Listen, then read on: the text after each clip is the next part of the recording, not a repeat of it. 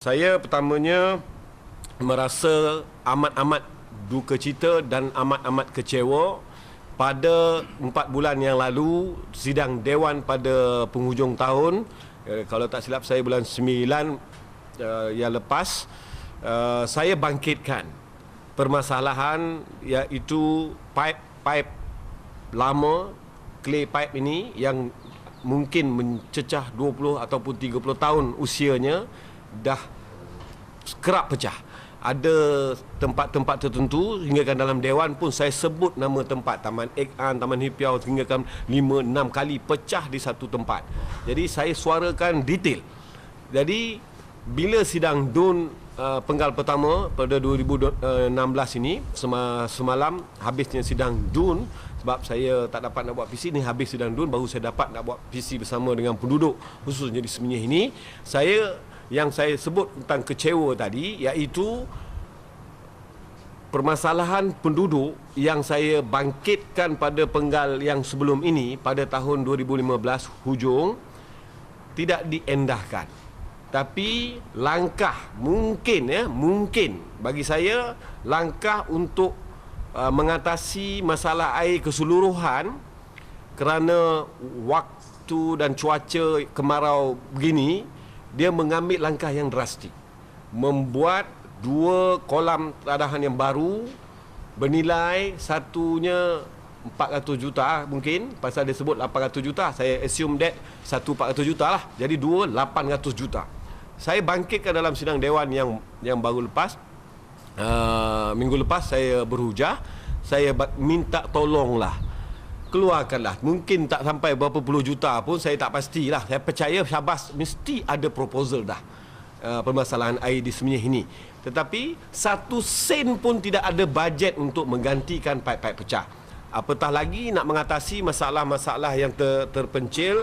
Ada certain taman yang tangkinya tidak memenuhi, tak menampung keperluan dengan penduduk yang begitu ramai. Contohnya Taman Bukit Kenanga, Bukit Semenyih yang keperluan tangki dan saiznya dan penduduknya begitu padat, yang sering tak ada air.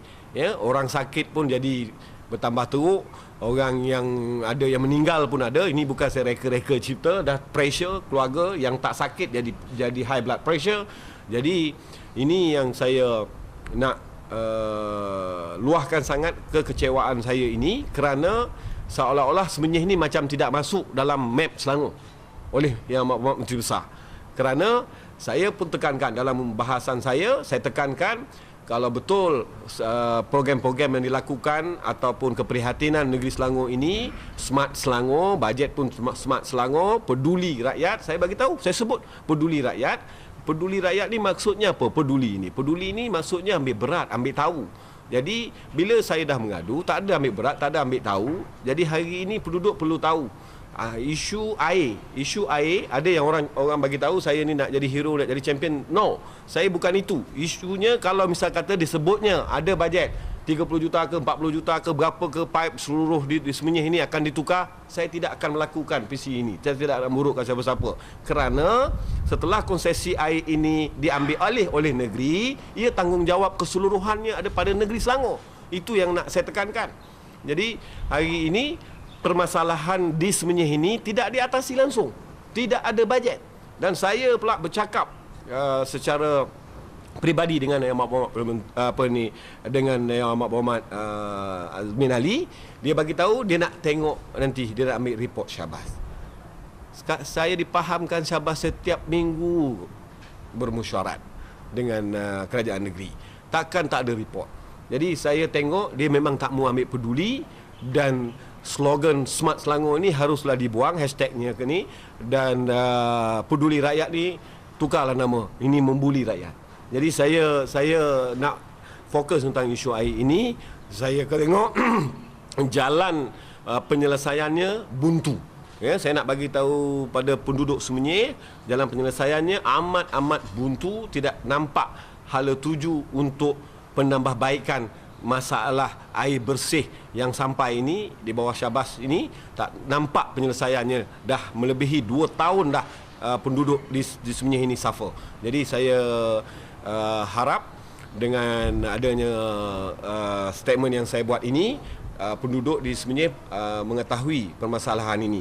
Ya, saya tengok yang betul-betul kecewanya bajet diluluskan 800 juta yang sepatutnya tidak perlu bajet ini kalau saya tak nak ungkit perkara lama, kalau mereka sign mengikut proposal Kerajaan Persekutuan. Akhirnya bila Tan Sri Khalid sign pun didelaykan lagi, bertambah lambat. Sebab apa dia buat dua kolam lagi? Sebab musim kemarau. Dia takut seluruh Selangor akan penduduk akan merasa masalah air ini. Jadi langkah dia membuat kolam.